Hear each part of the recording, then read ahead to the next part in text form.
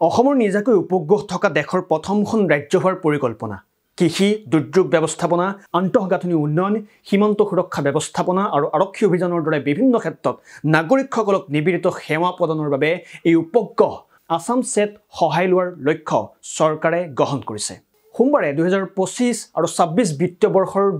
ৰাজ্যিক বাজেট দাখিলৰ সময়ত এই মন্তব্য কৰিছিল অসমৰ বিত্তমন্ত্ৰী অজন্তা নেওগে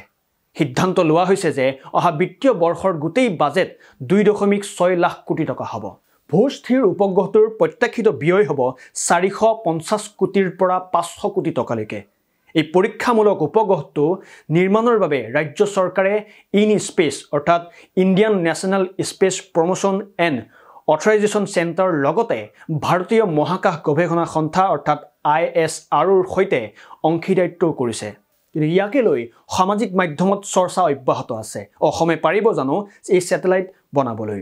আসামছেট উপগ্ৰহটো ৰাজ্যখনৰ ভৌগোলিক এলেকাৰ ওপৰত বাস্তৱ সময়ত চোৰাংচোৱাগিৰি বজাই ৰখাত সহায় কৰিব বুলি কৈছে ই অসমক অবৈধ প্ৰৱেশ বানপানী বা আনকি উমৰাংচুৰ দৰে খনন দুৰ্ঘটনাৰ পৰা হাত সাৰিবলৈ সহায় কৰিব পাৰে বুলি কৈছে অসমৰ মুখ্যমন্ত্ৰী হিমন্ত বিশ্ব শৰ্মাই সোমবাৰে সংবাদ মাধ্যমৰ আগত এই কথা কৈ ৰাষ্ট্ৰৰ ভিতৰতে প্ৰথম ৰাজ্যখনৰ উপগ্ৰহ থাকিব বুলি তেওঁ জনায় সংবাদমেলৰ সময়ত মুখ্যমন্ত্ৰীয়ে কয় যে যদি আমাৰ নিজা উপগ্ৰহ থাকে তেন্তে ই আমাক ক'ব পাৰে যে কোনো বিদেশীয়ে অবৈধভাৱে প্ৰৱেশ কৰিবলৈ চেষ্টা কৰে নেকি আগতীয়াকৈ বানপানীৰ পূৰ্বৰ তথ্য দিব পাৰিব আৰু বতৰৰ প্ৰতিবেদনত সহায় কৰিব পাৰিব যিয়ে আমাৰ কৃষকসকলক উপকৃত কৰিব তেওঁ উল্লেখ কৰে যে ঈশ্বৰৰ সৈতে প্ৰাৰম্ভিক বাৰ্তালাপ চলি আছে আপোনাৰ বাৰু ইয়াৰ লগত মতামত কি আমাক কমেন্ট কৰি জনাওক